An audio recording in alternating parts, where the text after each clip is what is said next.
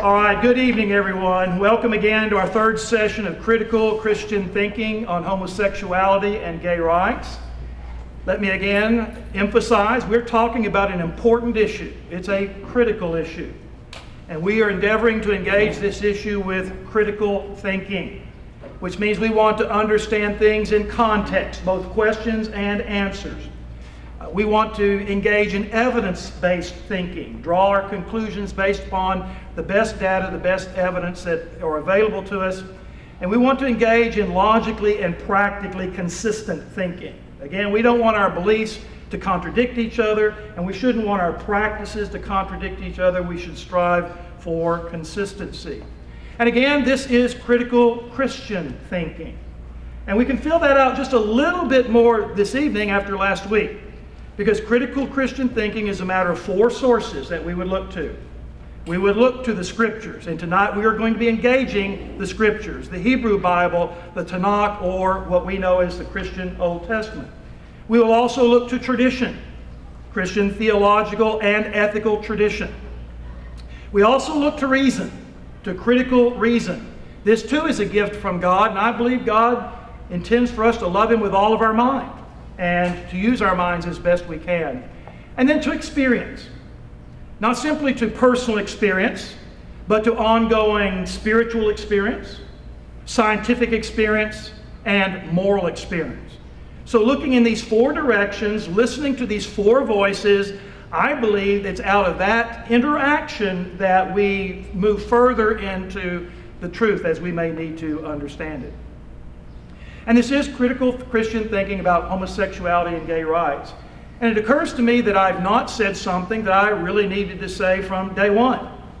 We need to avoid speaking and reducing people merely to their sexual orientation. There's a heck of a lot more to Mark Whitten than being a heterosexual.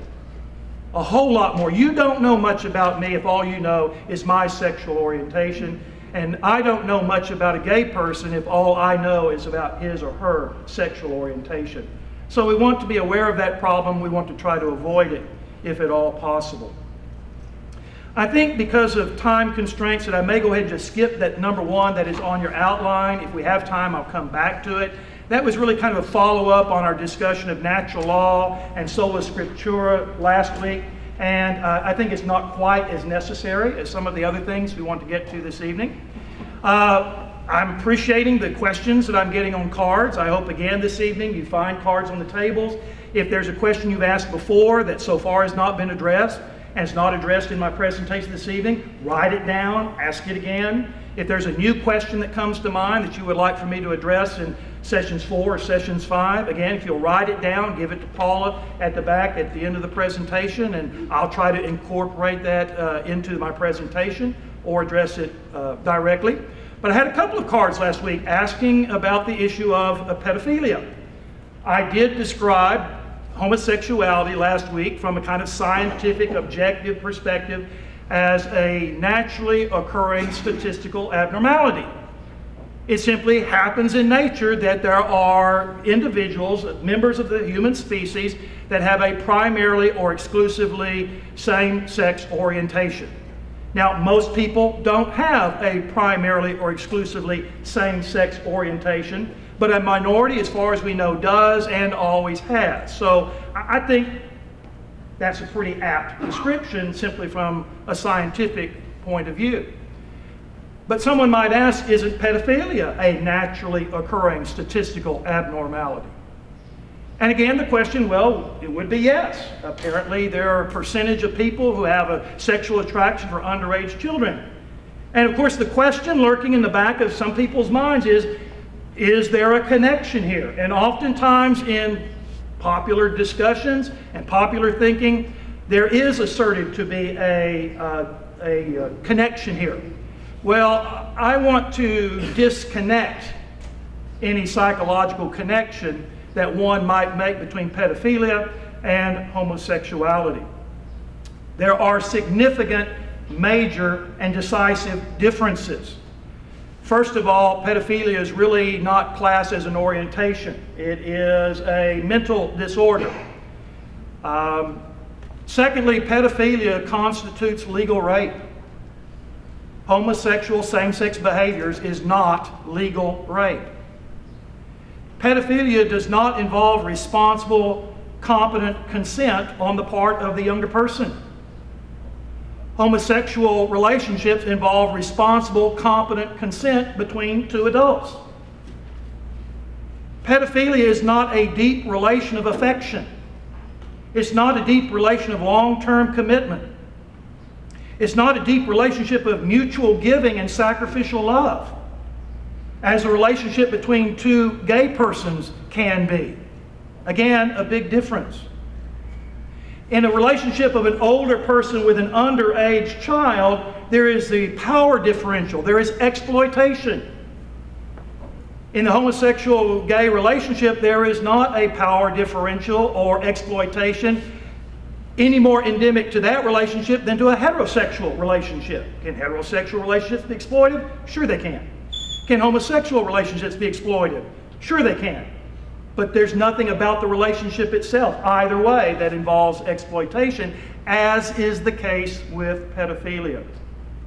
Pedophilia is harmful, psychologically, emotionally, and developmentally to the children involved. There is no good reason to say that homosexuality is harmful psychologically, emotionally, or developmentally to a gay person. And I would end it, pedophilia is illegal. Now again, the law is not always the infallible word, and the law is not always the final word, but the fact that something is illegal does figure into our judgments. Pedophilia is illegal, homosexual relations is not illegal. So I think if you will look at all of those characteristics, and those are listed on your study guide this evening, there is a huge difference between pedophilia and homosexuality. They should not be used in the same sentence. They should not be used in the same paragraph. They should not be in the same chapter. They probably should not be in the same book. So let's please decisively distinguish between those two. And then just trying to relate how someone might logically try to connect the two. I've given you a handout. It has to do with logic.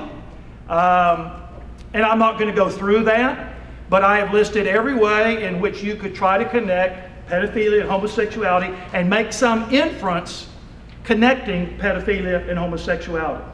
And you will notice every one of these 4 syllogisms is invalid. 3 of them have at least one demonstrably false premise. The other one has 2 premises that might be true and are true, but still is invalid and therefore is unsound. So there is no logical connection that can be established between heterosexual, a homosexual, a gay person, and pedophilia or being a pedophile.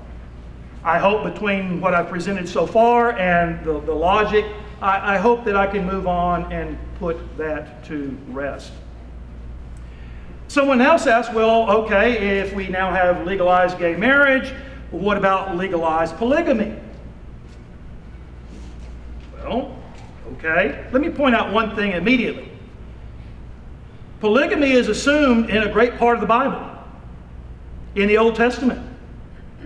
The Jews did not begin to be primarily monogamous until after the return from the Babylonian captivity in 538 BCE. During the first century Palestinian Judaism, many Jews still practiced polygamy. And some Jewish groups continue to practice it into the Middle Ages. So if we're talking about being biblical, well, if it's in the Bible, all right, polygamy. But again, I would say that there is a big difference between a monogamous marital relationship between 2 members of the opposite sex and 2 members of the same sex. And I've listed some of those differences. I sincerely doubt that polygamy involves a deep oneness relationship between 2 individuals, because it's not a oneness relationship. I also sincerely doubt that polygamy escapes from being a conflictive relationship. Again, there's a power differential oftentimes in polygamous families between wives, and one wife is the favored wife, and there is jealousy. So again, this is not the case in a monogamous relationship between two heterosexuals or two homosexuals. Again, there's another power differential in the sense that polygamy is an expression, in my judgment, of patriarchy. It's one man married to more than one woman. So there is a favoritism, a power differential in favor of men in the institution of polygamy, I think to the detriment of women. And I would say, though I'm sure there are polygamous wives that would want to dispute this, that it is exploitive of women. And lastly, again, polygamy is illegal. Again, the law is not the final or infallible word, but polygamy is illegal and gay marriage is now not illegal. So again, I think there is no logical connection, no requirement that because gay marriage is now recognized that somehow polygamous marriages will have to be recognized as well. Third thing I'd like to address then rather quickly, when we're looking to the Bible tonight, the Old Testament, we're looking to the Bible next week, the New Testament, we're going to be looking at the 3 and only 3 specific passages in the Old Testament that deal with same-sex behaviors. Next week we'll look at the 3 and the only 3 specific passages in the New Testament dealing with same-sex behaviors. We need to raise the question, well, what is actually in the Bible? Homosexuality is an orientation or homosexual behaviors. And it is generally acknowledged by liberal and conservative scholars alike, the Bible gives no evidence of addressing homosexual orientation. It does address in 6 passages same-sex behaviors, but not a homosexual orientation. And it addresses homosexual behaviors, by the way, that would be characteristic of some relations of pedophilia by some people in the Old Testament. So any relationship, heterosexual, homosexual, pedophilia, that is not a matter of responsible, competent consent on the participants is wrong. Heterosexual, homosexual, pedophilia. Any sexual relationship that's not a matter of deep relation of affection, long-term commitment, mutual giving, and sacrificial love, again, in my judgment, is morally wrong. Heterosexual or homosexual. Any relationship that is expressive of a power differential and exploitation of one partner over the other, whether heterosexual or homosexual, again, in my judgment, is morally wrong. Any relationship, heterosexual or homosexual, that is harmful psychologically, emotionally, or developmentally to one of the participants, again, heterosexual or homosexual, should be morally wrong. And when we look at the specific passages tonight and next week, we will see, I think, that the homosexual behaviors being addressed are issues characteristic of exploitation, characteristic of being morally blameworthy, but not an expression of loving, caring, monogamous commitment between 2 individuals who have a same-sex orientation and therefore who love one another deeply. So again, the Bible is generally acknowledged, conservatives and liberals alike, is not addressing persons who have a homosexual orientation. It is addressing certain occasions and certain types of homosexual behaviors that it was assumed that were being done by heterosexuals engaging in homosexual behaviors. And I have to fill that out a little bit more as we come to it. So our first question in the Old Testament, is homosexuality an abomination? Here we deal with 2 of the 3 passages in the Old Testament. And for some people, that's all they need to say and all they need to know. Homosexuality is an abomination, and therefore it is morally wrong. Well, those 2 passages come from the book of Leviticus. And I, in my handout, have given you some verses from the book of Leviticus, which I want us to move through together. I have begun in Leviticus chapter 18, verse 3, because it gives an indication of exactly what's going on in what's called the Holiness Code. Leviticus chapter 17 through 26, sometimes including chapter 27. I bookended it at the end with another statement talking about the rationale or the reason for these prohibitions, these prohibited behaviors, this concern for purity. So notice chapter 18, verse 3.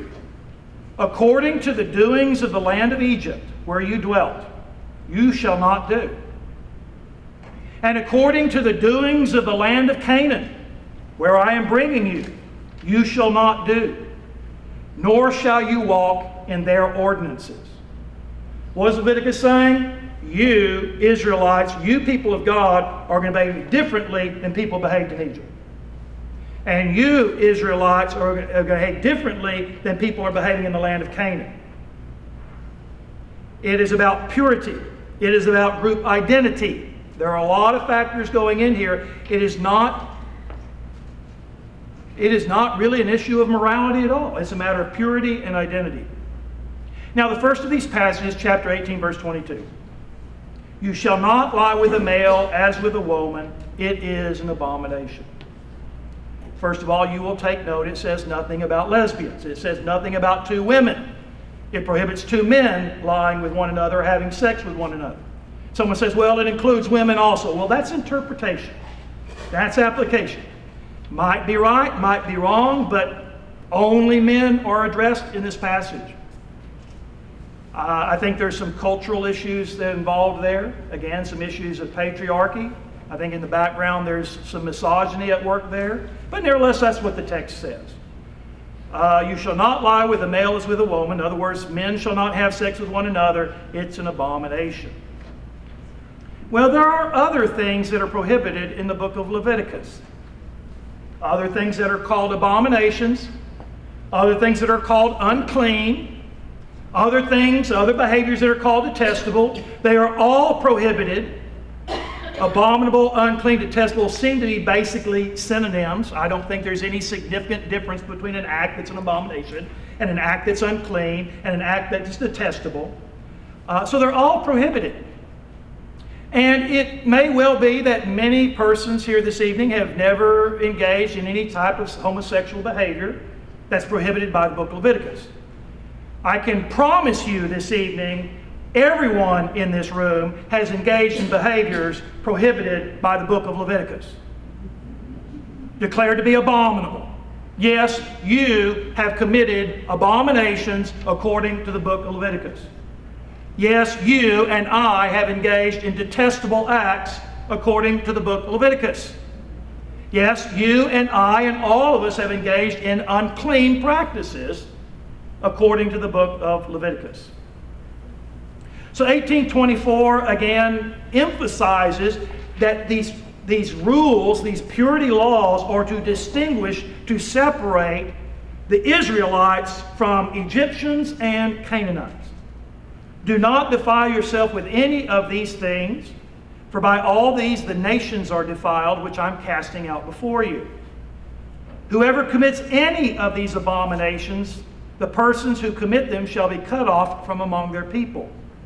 Therefore you shall keep my ordinance, so you do not commit any of these abominable customs which were committed before you. We're talking about social customs. We're talking about social practices. And a distinction being made between the practices and customs of the Israelites to the customs and practices of the Egyptians and the customs and practices of the Canaanites. Chapter 19, verses 4 through 7, I think is really good and is very significant. And if you offer a sacrifice of peace offering to the Lord, you shall offer it of your own free will. It shall be eaten on the same day. In other words, the same day that you offer it. And on the next day. And if any remains until the third day, it shall be burned in fire. And if it is eaten on the third day, it is an abomination. So you're offering a sacrifice. You kill the animal. The sacrifice is over. You have the meat. The meat can be eaten on the first day. If you have any meat left over till the second day, the meat can be eaten on the second day. But if any of that meat is eaten on is left on the third day, you are not to eat it. You are to burn it with fire. To eat it, it has become an abomination. Did some magical transformation take place in the meat between the second day and the third day? On the second day, it was not an abomination. not metaphysically evil, not morally wrong, and some magical transformation of the meat took place, so on the third day it is metaphysically evil and it's morally wrong? No. Abomination in this particular passage is very clearly not relating to morality at all. It might be related to health concerns, it's related to purity concerns. So what can be an abomination? Eating meat that's been around for 3 days. Now with no refrigeration, I don't think I'd want to eat meat around on the third day. It might taste abominable, but we're not dealing with a moral issue here. Chapter 19, verse 19, you shall keep my statutes. You shall not let your livestock breed with another kind. You shall not sow your field with mixed seed. You shall not, nor shall a garment of mixed linen and wool come upon you. You ever planted peas and carrots in the same garden? Prohibited by the book of Leviticus. You wearing clothes with a mix of fabric this evening? Prohibited by the book of Leviticus. Now, I'm not much knowledge about livestock breeding, but that happens too. Again, there is absolutely no reason to take this as dealing with moral issues whatsoever, these prohibitions.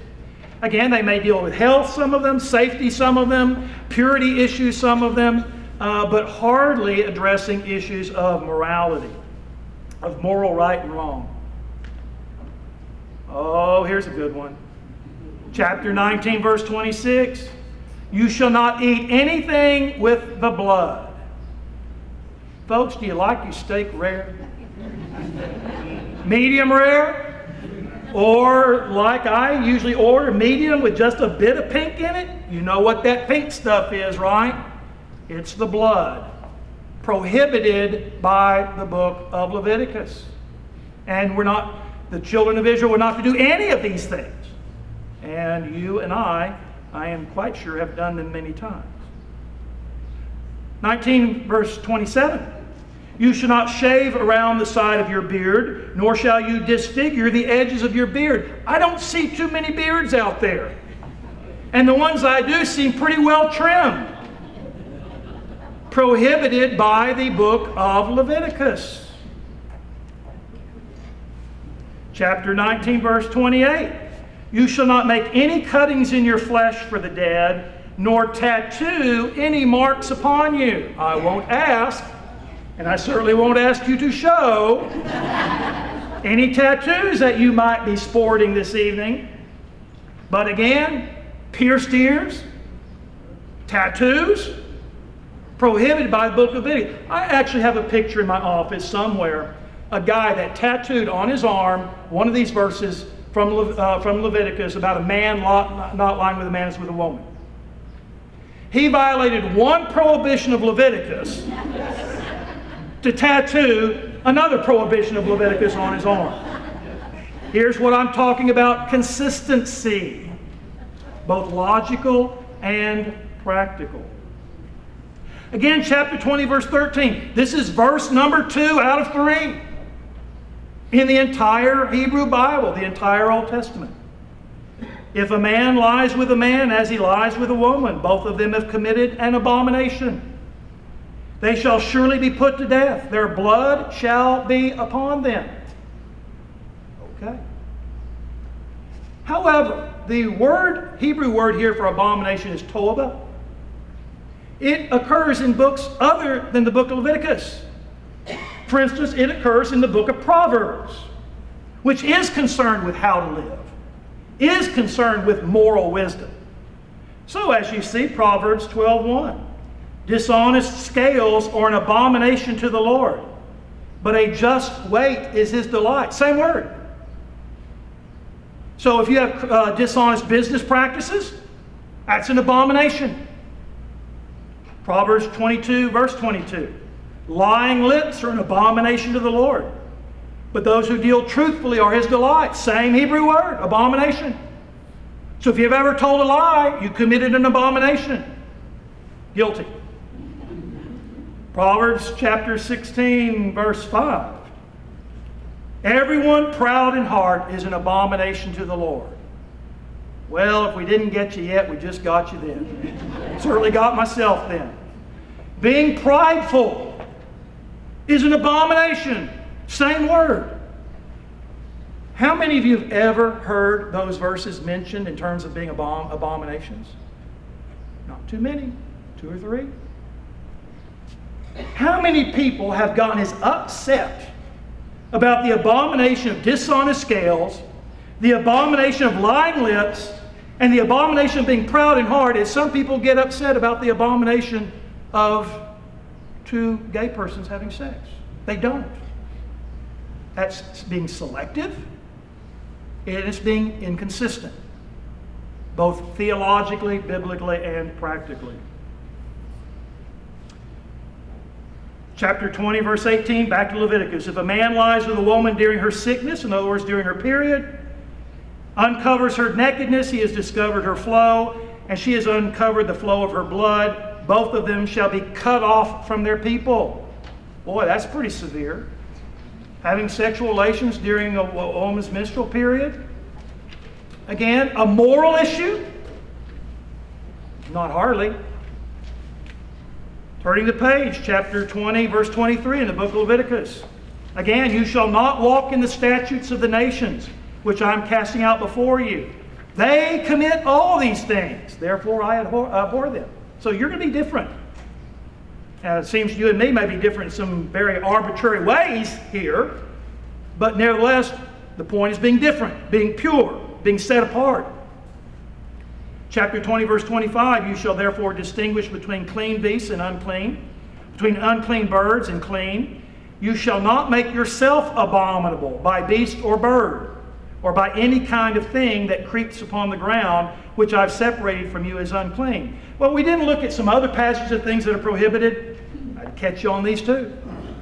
You like your shrimp, your crab, your crawfish, anything without fins and scales, any shellfish, prohibited by the book of Leviticus. So if I go and have a shrimp dinner, and this is prohibited by the book of Leviticus, and this verse just said, I am making myself abominable in doing so. Again, is some metaphysical transformation happening to Mark Whitten? Am I becoming a metaphysically evil person? Am I becoming a morally evil person? Becoming an abominable by eating shellfish, eating shrimp? Again, the answer has to be no. I said last week that there may be a kind of natural law thinking at work here. I think that may be the case. But chapter 21, verse 17 gives a little bit different possibility. Speak to Aaron, saying, no man of your descendants in succeeding generations who has any defect may approach to offer the bread of his God. He has a defect, lest he profane my sanctuaries, for the Lord, sanctify. Basically, you had to be a physically perfect specimen to go into the temple of the Lord. If you had any kind of physical defect, you could not serve in the temple of the Lord. So it may very well be that a lot of these prohibitions are based in judgments of defect or the idea of brokenness. If a woman has her period, that's something defective. She's broken somehow. Things that scurry along on the bottom, shrimp, rather than swimming through the waters, they're defective, they're broken. 2 men that would have sex relations with one another, well, there's some defect or brokenness going on there. May not be so much natural law thinking as kind of a judgment about just something being misused, something defective, something broken. I tell you, I'm going to leave the Acts passage as maybe a homework assignment. But it is a story of Peter receiving a vision, carrying all kinds of unclean animals. And in the vision, he's told to eat these animals. Well, they are all prohibited by Leviticus. They're all unclean. None of them are kosher. And Peter says, no, Lord, I've never eaten any unclean thing. And in the passage, God is represented as saying, don't call anything that I have created unclean. He receives a summons from a Gentile centurion, Roman centurion, to come to his house. As a Jew, it would be impermissible for him to enter the house of a Gentile. That would be an unclean act. But this vision tells him he is to arise and go to Cornelius' house. And when he arrives, he tells Cornelius, though it's not proper for me as a Jew to be here, I have been told I am not to treat any person as unclean. So again, there is a big difference between the perspective of the New Testament and Old Testament. And there should be a big difference between how we approach the issue of homosexuality and gay rights with regards to any New Testament passages that would be relevant from these passages in the Old Testament. Now, the third passage is the story of Sodom and Gomorrah.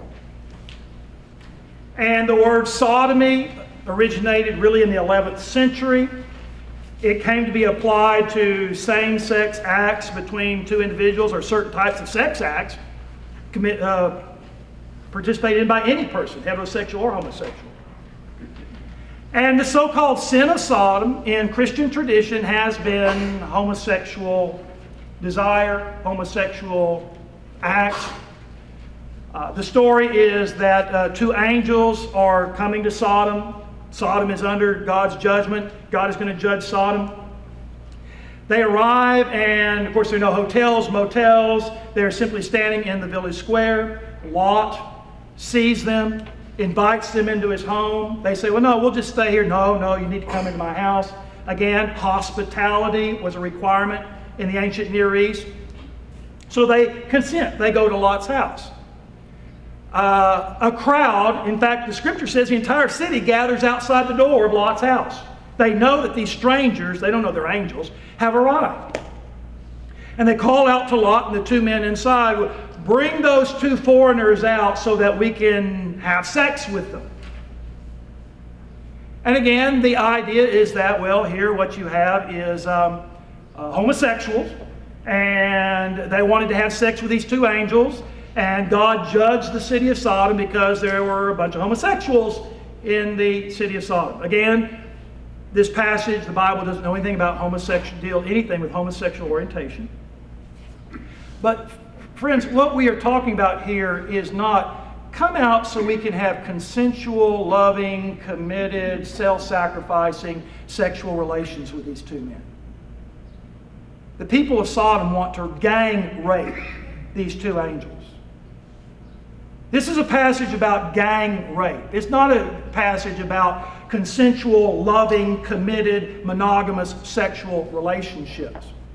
In fact, you have to get to the 1st century AD before Jewish scholars began to interpret this passage as dealing with homosexuality. And I've given you a couple of passages from Ezekiel and elsewhere when it's referred to in the book. The big sin of Sodom was ingratitude and arrogance, and not taking care of the poor, and not being hospitable. I know some people like to poo-poo, it's like, it can't be simply a matter of inhospitality. It's like they didn't invite them to come in for tea and cookies. And that can't be what the sin of Sodom was. No. It was inhospitality in the most extreme expression of the threat of gang rape. So that is quite different from the issue of homosexual orientation. That is quite different from the idea of a committed, loving, long-term, consensual relationship between two men and two women. In fact, it has absolutely nothing to do with homosexuality or moral, ethical, homosexual relationships or the issue of gay rights. Again, if you are interested, I commend to you the book that's referenced there, Mark D. Jordan, The Invention of Sodomy in Christian Theology, and he gives some of the history of the development of this term and concept of sodomy. Now, I think that perhaps the strongest argument that can be made biblically, and I need to address it, is the claim that, well, there are lots of verses in the Bible that are relevant to the issue of gay marriage and homosexuality. All of those verses that assume that sex should be between a man and a woman. All of those verses that assume that marriage is between a man and a woman. And all of those are relevant because the argument is everywhere in the Bible you find heterosexual sexual relationships assumed. You find marriage between a man and a woman assumed, and nowhere in the Bible do you see any discussion of homosexual marriage or homosexual relationships. Well, there is some significance to that. It does need to be addressed. I would point out that, again, it is everywhere assumed, particularly as you move into the New Testament, that it's between one man and one woman. Even though polygamy is acknowledged and accommodated, the teachings are that it would be one man and one woman and developed for a lifetime. But nevertheless, you do have the polygamy and you do have the issue of divorce. Jesus spoke to the New Testament that Moses allowed for divorce. The Old Testament allows for divorce. Why? Because of the hardness of people's hearts. And because of the hardness of people's hearts, Moses allowed something that was not God's ideal. What do you find? You find accommodation. Everywhere in the Bible, Old Testament and New Testament, you find slavery assumed. It is an assumption from Genesis to Revelation. Nowhere is slavery attacked or condemned. Thou shalt free the slaves, that sort of thing. Well, ancient Israelite slavery had a provision for the manumission of slaves, but not Greco-Roman slavery. And what was this? This was an accommodation, right? This is what people did. God, the Bible, had to accommodate the people where they were, not where you might like them to be when it comes to slavery, when it comes to divorce and remarriage. I think you can make the case that, of course, biologically, from an evolutionary perspective, you would understand why bonding would be between the male of the species and the female of the species, to procreate the species. And we human beings come into the world defenseless and weak. I've got a 5-month-old granddaughter, and if there weren't people taking care of her, she would not last very long. I've got a 2.5-year-old grandson, and if he wasn't taken care of and protected, provided for, he would not last very long. So it's very understandable from a biological and a cultural point of view that you would have this bonding between men and women to propagate the species.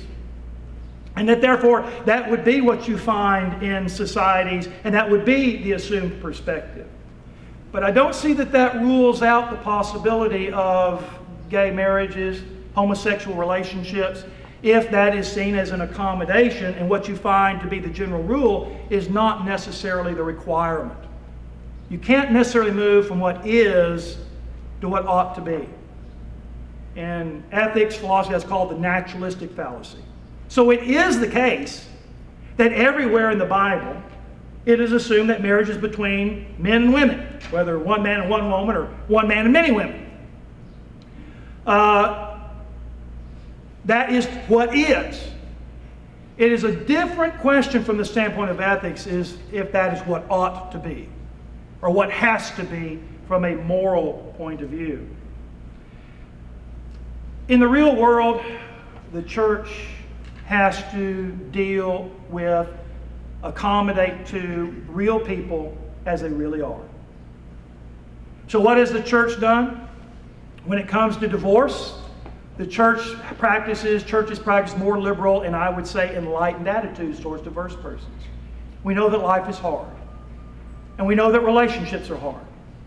And we know sometimes it is the best thing for two individuals not to remain married to one another. And then what happens after that? Are you to go through life alone for the rest of your life? You know, you had one shot at marriage and now it's over with. That was the traditional perspective. As I said, Baptist ministers in my tradition used to rail hard at divorce. If you got divorced, you should not get remarried.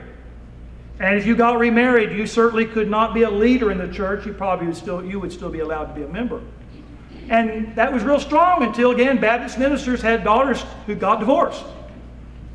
And all of a sudden, they and other traditions got more liberal and I would say enlightened attitudes towards people who were divorced and remarried. Even though from a biblical standpoint, that is not the ideal. Again, slavery, inequality between races. Everywhere assumed in the Bible. Slave owners in the South Southern Baptists and Presbyterians and others could quote chapter and verse justifying the institution of slavery. They would use the same arguments. It's everywhere assumed. It's nowhere condemned. And yet we have come to have more liberal or enlightened attitudes towards race and slavery, whether it be slavery or whether it be American apartheid, Jim Crow, discrimination against people of other races. We've come to see that while there are verses in the Bible that would seem to support that we have to think critically about those verses. We have to appeal to reason. We have to appeal to moral experience. And we have to understand that those verses may be there as an accommodation, not as some timeless moral truth. And when it comes to patriarchy, men ruling the family, women taking their orders from the husband, and children taking their orders from the mother or the father. Strict hierarchy, which is still taught in many Christians today. And you can quote chapter and verse from the Bible with regards to patriarchy and to men dominating women, both in the family and in the church. But in churches like ours, we have come to more liberal and I judge enlightened attitudes towards the relationship of men and women, that of equality. So yes, you do have everywhere assumed Bible, men, women, or get married, one man, one woman, one man, many women. You nowhere find in the Bible about gay marriage. Everywhere that you see homosexual behaviors mentioned is judged negatively. I would say because of how it's being expressed. Gang rape is wrong whether you're heterosexual or homosexual. But I think it is time that churches practice the same attitudes towards gay persons that we've come to practice towards divorced and remarried persons, that we have come to practice towards members of other races in rejecting slavery and discrimination, and that we've come to practice with regards to women in roles of leadership in the church on an equal standing with men. So, in conclusion, what do I think I may have accomplished this evening? Well, here's what I think I've accomplished. I'll let you be the judge whether that's in fact the case. There is no specific Old Testament text, nor the text of the Old Testament taken as a whole, that requires in an interpretation that would condemn all same-sex behaviors.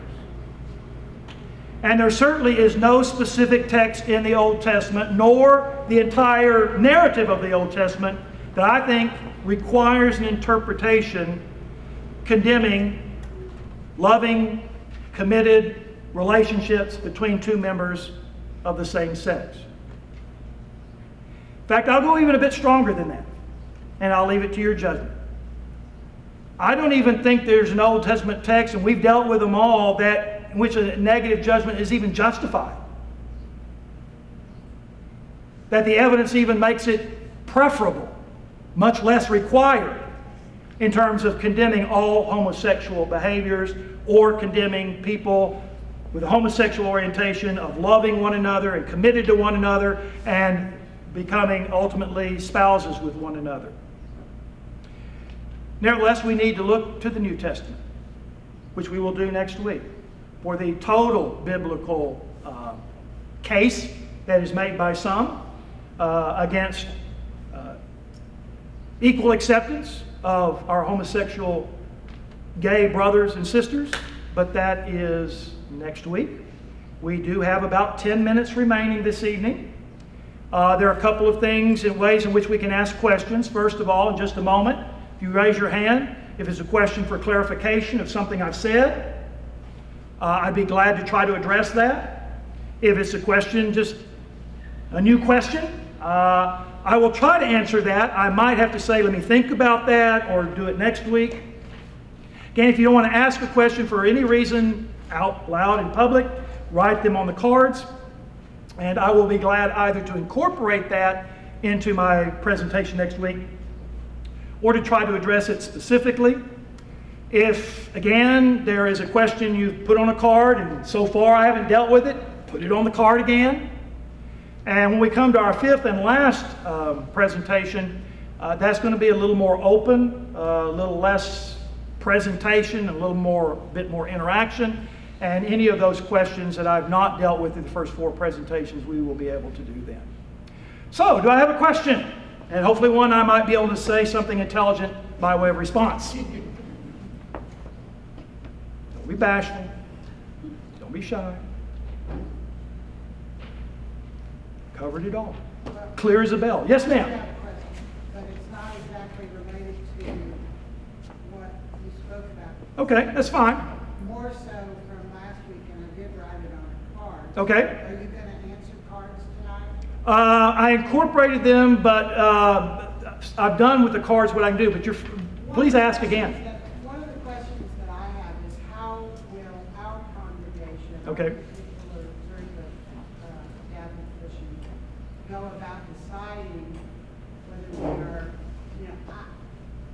affirming or accepting where we are as a group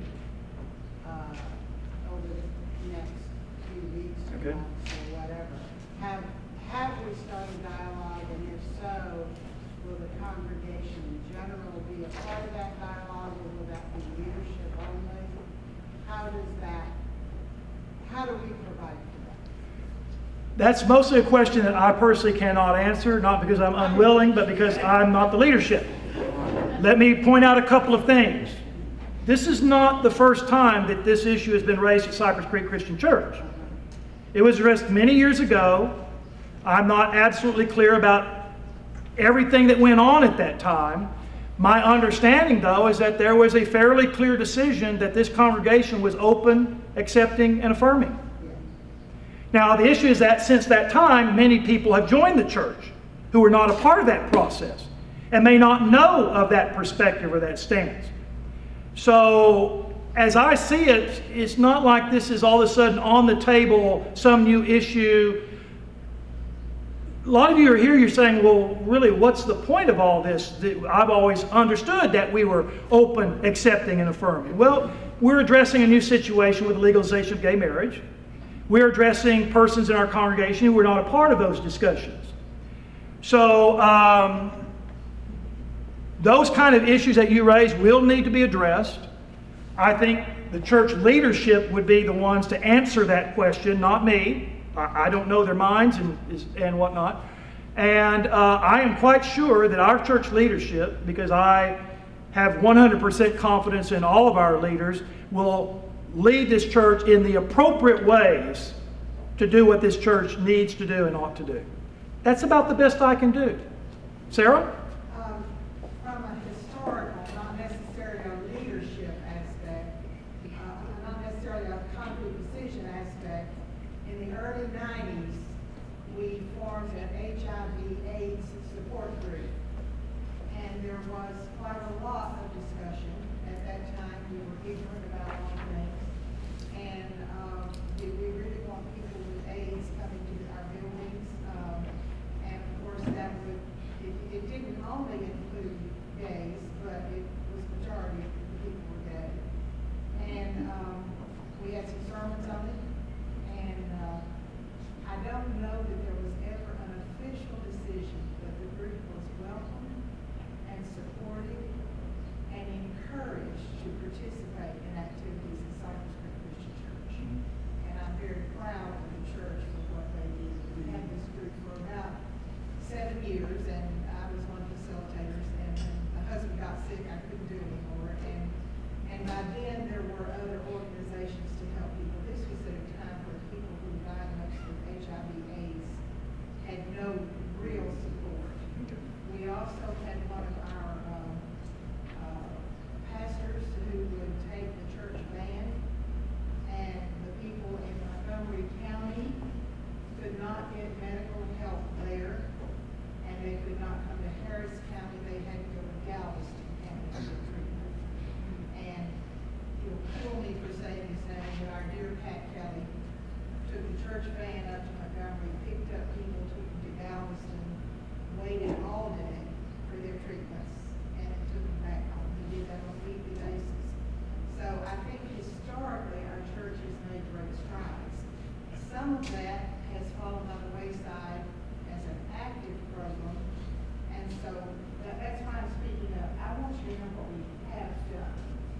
And I never felt anything when we were doing that group but love and support and understanding and acceptance. And some of the people did join our church and did participate, and they were very welcome. Well, thank you, Sarah. I'm going to kind of restate that real bit for the video. People maybe watching the video may not be able to hear that. What's happened in the past is this church has reached out to gay persons, particularly during the crisis years, not that it's no longer a crisis, of HIV, AIDS. There were discussions that had to be made because of fears and safety concerns and gay persons. And the approach of the church was to welcome these individuals and to minister to these individuals and to reach out to these individuals. And so that's kind of the past and the track record of this congregation in a very concrete way of accepting and welcoming and ministering. My own personal perspective, and this is just my own personal perspective, if I understand what the heart of this church is, and getting back to your question, I think if there were any decision to be made, it'd have to be a decision to exclude, not to include. Now, this is my perspective. Given what's been done in the past, given what I think many or most people already think about the nature and ministry of this church, I think if there's any, quote, decision to be made, the only decision that would need to be made would be to exclude, not a decision to include. But that is just my personal opinion. We have about 2 minutes, so do we have another question? Sally? I don't know if it's a question, maybe it's an experience that I had when we were working with AIDS people early, through the 90s, first 90s. And I remember meeting so many couples who had a gay child. And the women would begin to cry because the child was about to die. And she would cry and say, I knew from the beginning that this was going to happen. And the father would say, I'm so sorry, I tried to beat it out of you. And I have never forgotten the grief that has gone for so many people out of ignorance. And I just hope we can get rid of our ignorance. And I think on an end note, Sally, thank you for sharing that. There are lots of hurting people in the world. Everybody hurts in some ways or some way or another. But there are a lot of persons, gay, homosexual, who've been hurt terribly. And many of them have been hurt terribly by churches. And many of them have been hurt terribly by Christians. And they need to be loved like all of us need to be loved. And again, I don't think they necessarily want to be loved as a gay person. They want to be loved as a person. And gay or straight doesn't matter. And if I understand this congregation, that's what I would want to do as a member of this congregation. That's what I would see in keeping with what we've done. So whether it be specific instances, as you shared, of watching a child die of HIV, or people with HIV infected and having to be dealt with in the days before we had some of the medications and some of the hope that we have today, this church has reached out to all types of hurting people. All types of people who are in need. And all of us fall into that classification one way or the other. And here's another group of people that need to be cared for, need to be reached out to, need to be welcomed, need to be accepted, need to be affirmed, ministered to, and allowed to participate in all of that ministry as well. I thank you for being here this evening. I look forward to seeing you next week. Have a great week. Bye-bye.